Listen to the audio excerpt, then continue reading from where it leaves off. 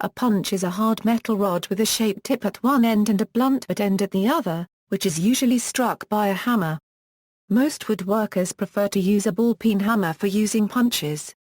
Punches are used to drive objects, such as nails, or to form an impression of the tip on a workpiece. Decorative punches may also be used to create a pattern or even form an image. Pin. A pin punch is used to remove metal pins from a hole. First use a starter punch to loosen metal pin, then use a pin punch to finish removing the pin from hole. Center. A center punch is used to mark the center of a point. It is usually used to mark the center of a hole when drilling holes. A drill has the tendency to wander if it does not start in a recess. A center punch forms a large enough dimple to guide the tip of the drill. The tip of a center punch has an angle between 60 and 90 degrees.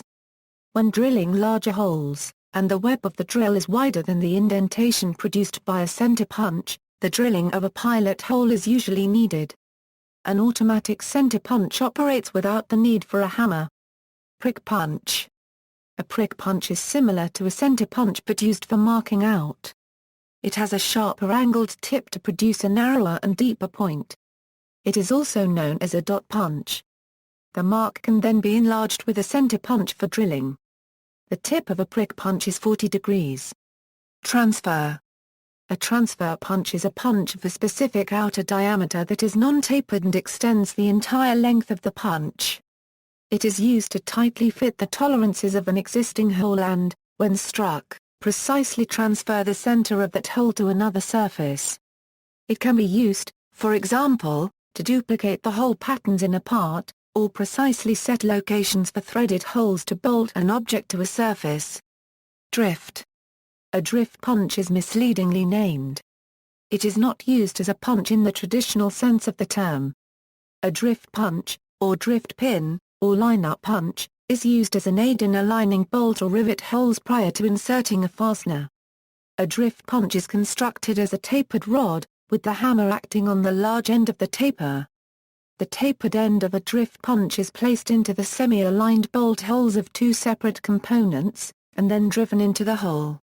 As it is driven in, the taper forces the two components into alignment, allowing for easy insertion of the fastener. Unlike most punches, force is never applied to the tip, or end of a drift pin. Spring or roll pins. Spring punches, also called roll pin punches, are used to drive roll pins.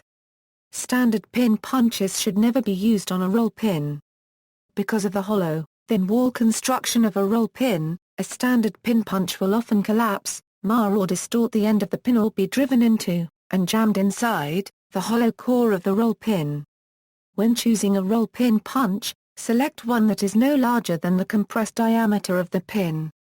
If a punch is used that is larger than the pin, the surrounding metal in which the pin is seated can be damaged. Also, a roll pin punch should not be used which is smaller than the compressed diameter of the pin. If this occurs, it may be possible to drive the punch through the hollow center of the roll pin. Roll pin punches are designed with a small projection in the center of the pin tip to support the circumference of the roll pin.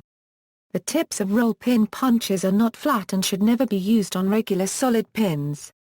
If a roll pin punch is used on a solid pin, it will mar or mark the pin. If the end of a roll pin punch is damaged or deformed, it should be discarded. It is virtually impossible to regrind the tip of the roll pin punch and properly shape the center projection.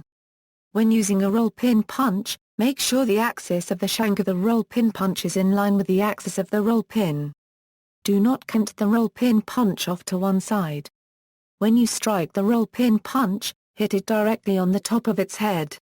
If you strike the head of the roll pin punch at an angle, you may bend the shank. Decorative punches with a decorative motif have been used to create patterns or images on metals and various other materials, notably leather. In goldsmithing, bookbinding and armor making, the technique is called pointilla copyright. In printmaking, punches were used to create most of the image in the plates for printing and tile cuts. Letter. Also known as letter stamps or number stamps. These are used to emboss the impression of a letter or number into a workpiece. They are most common in the reverse image. This allows the end result to be immediately readable, however they may be made as a positive image. This is essential in the case of die or mold making and ensures that the finished product will be readable, as a die is a negative image. Tablet press. These punches are a part of tablet press. Unlike most punches, tablet press punches have a concave ending in the shape of the desired tablet. There are the lower and the upper punches to compress the powder in between. See also, punch cutting, punching machine.